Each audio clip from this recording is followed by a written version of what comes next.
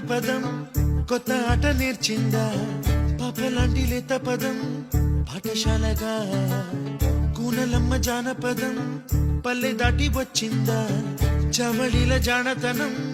పాట చూపగా కుంచెలో తాగే చిత్రాలు ఎదురొచ్చేలా